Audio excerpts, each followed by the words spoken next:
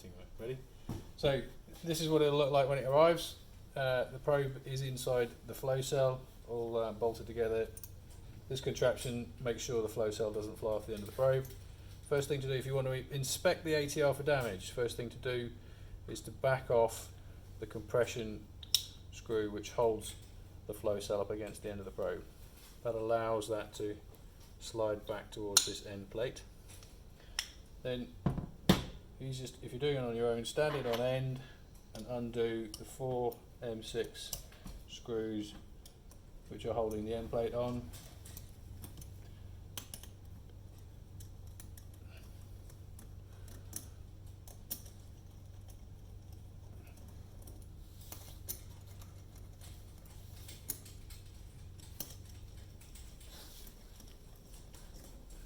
So once they're loose, that plate comes off, and then you can remove the flow cell from the probe.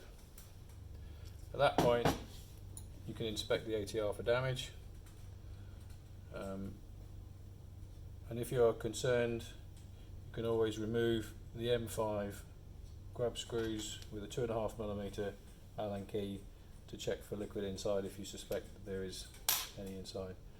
And then assembly is reverse of that process.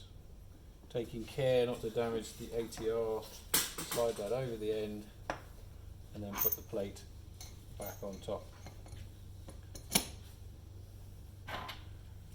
Undo up the 4 screws.